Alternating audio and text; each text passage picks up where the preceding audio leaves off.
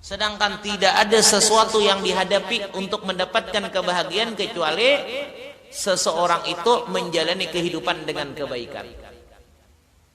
Tidak ada sesuatu yang mengakibatkan kebahagiaan bagi seseorang itu kecuali dihadapi dengan hidup yang baik.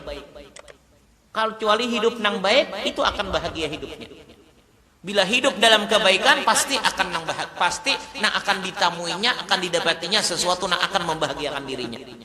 Dapat bini-bini yang membahagiakan, dapat anak-anak yang membahagiakan. Ya kalau lihat, yalah. Nah, apabila hidup jadi orang baik deh teh. Apabila hidup tuh jadi orang yang baik. Orang yang baik itu kayak apa? Orang yang baik itu hidupnya itu sesuai dengan aturan agama tuh baik ngarannya. Nang haram tuh tahu kada mau sama sekali menggawe. Nang wajib tuh tahu rajin mana menggawe. Nang sunat tuh tahu katuju mana Bapak mengerjakannya.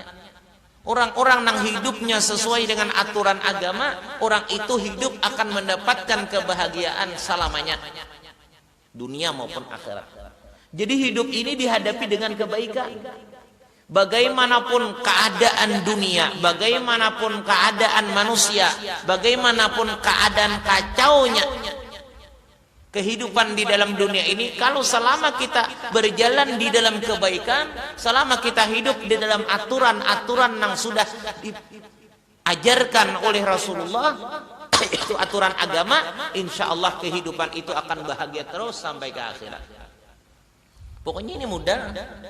Menuntut ilmu ini, menuntut ilmu dan ilmu dipakai itu, menuntut ilmu dan ilmu itu diamalkan, itu modal untuk kebahagiaan selamanya.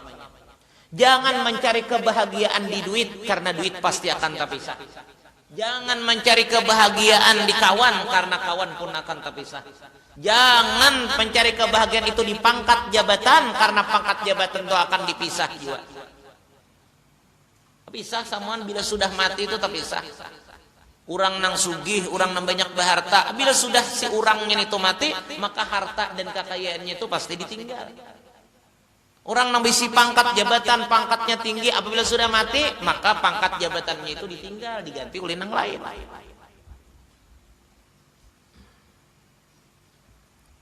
Apabila seseorang itu misalnya nang diharapkannya kebahagiaannya dikarenakan karena misalnya sebab apa?